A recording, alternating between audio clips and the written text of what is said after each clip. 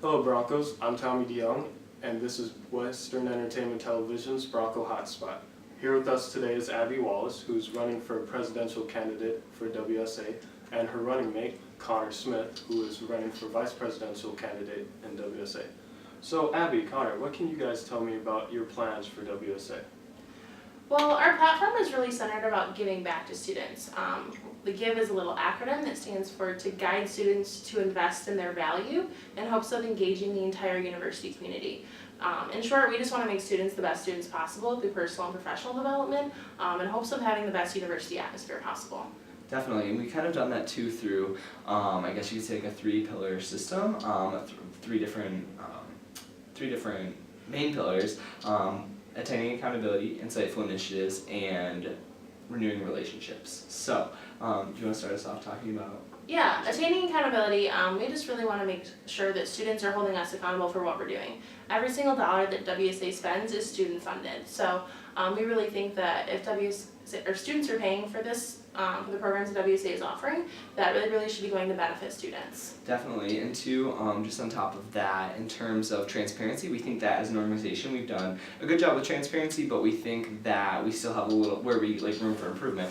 And so with that, one of our ideas is to have, because again, it is student money that fund our different events in our organization, our agency, and so we really want to have the budget that's generated every semester by our treasurer. It's like a line item budget that breaks down dollar by dollar where student money is going.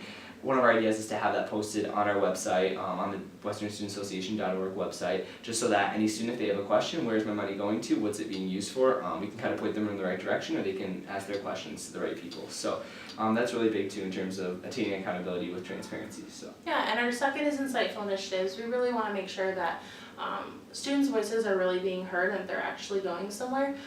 One thing that Connor and I are really excited about, we kind of coined it a culture of change. We really want students to kind of hold each other to a higher standard. We really think that if students wake up every morning and are take a lot of pride in the fact that we're Western Michigan University students, and really wear Western apparel proudly and really represent our university better, that we think that could go a really long way in changing how people view our university, because ultimately we have more stake than anyone else. So we have attaining accountability, insightful initiatives, and our last one is renewing relationships. So with this one, again, we think as an organization we do a good job, but we think that there's still room for improvement in terms of renewing our relationships and establishing even further relationships, whether it be with administration, faculty, students, the Kalamazoo community, you name it. We have a lot of those relationships already established, but just kind of renewing those and having those relationships there, because at the end of the day, we as an organization really work to pass a lot of resolutions, which are kind of great ideas and incentives and different, student ideas that they come forth with, and we try and pass them.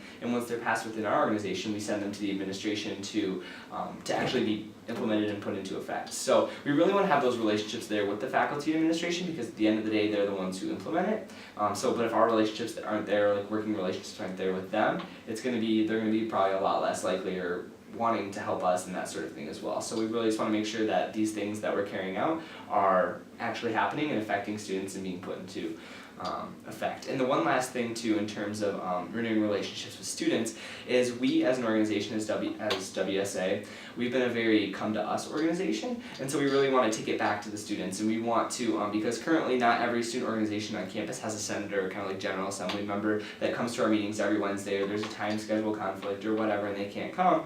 Well, we have this kind of great idea that we're also really excited about, is to send out a newsletter blast. So we really want to send a new newsletter to every single RSO on campus and the respective deans of the academic colleges to let them know, maybe once a month sort of thing, to let them know all the great changes that WSA, new ideas and changes that WSA has put into effect, and that will be affecting them on a daily basis as students. So even though they can't come to our meetings, we really want to make sure that all students university-wide are aware of the changes that are going to be affecting them. So that's something we're really excited about.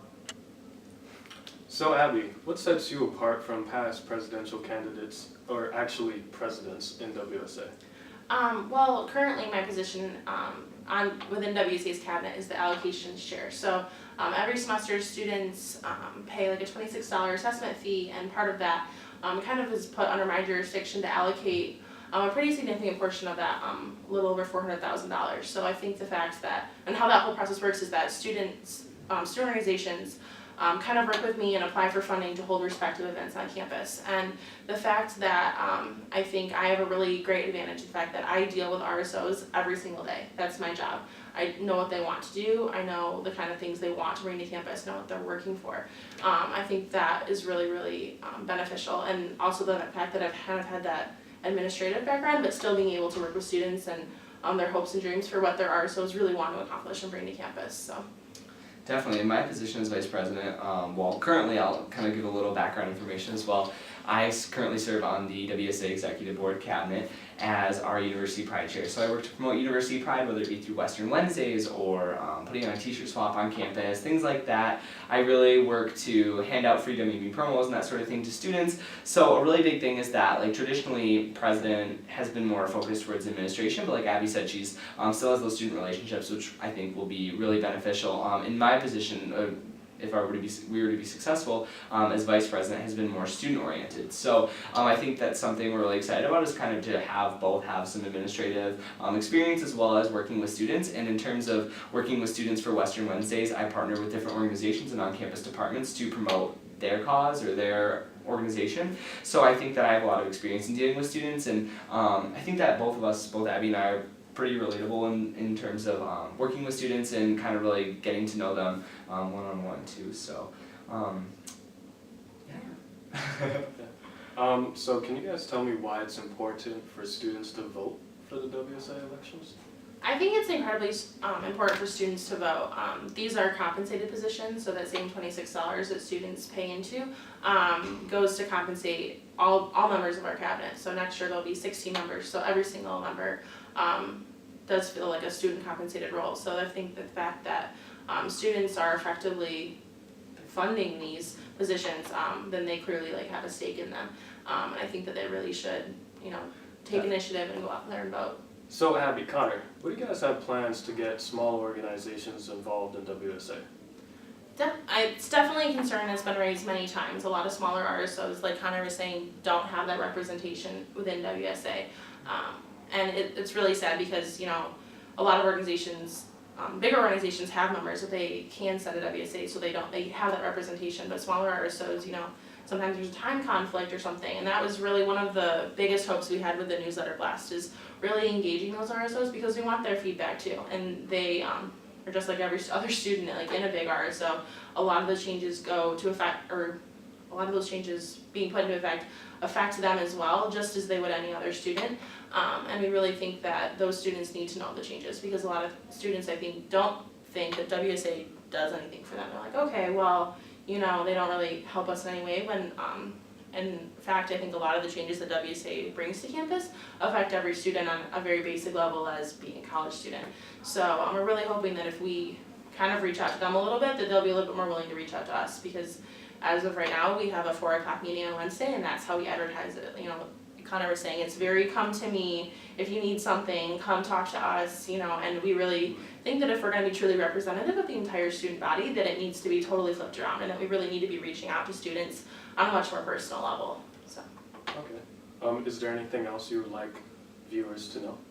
Yeah, definitely. I guess one of our biggest things I'll just touch on is our campaign slogan. So our campaign slogan is the best for the West, because we're really hoping to bring you what is best for the West. And with that too, we have social media. We have a Twitter, we have a Facebook, we have an Instagram. All those links you can find somewhere on here. And to check out our website, definitely check that out. It's bestforthewest.com. And with that too, we have, once you get to the main website, you'll see our Facebook and our Twitter are linked with some rolling pictures from our campaign there. And definitely, if you have time, to check out our endorsements tab. And on the endorsements tab, we have a list of all the different student organizations on campus and individuals even on campus that, full-heartedly supported us and said, we endorse these candidates and we'd love to see them be successful in the election. So check those out. You might see some familiar faces or even familiar organizations on there. So check that out, and thanks for having us. Yes, we appreciate you guys taking the time to sit down with us on Hotspot. Yeah, thank you. Wish you best of luck. Yeah, definitely, thank you. I'm Tommy Dejongh, reporting for WeTV, connecting you to WMU.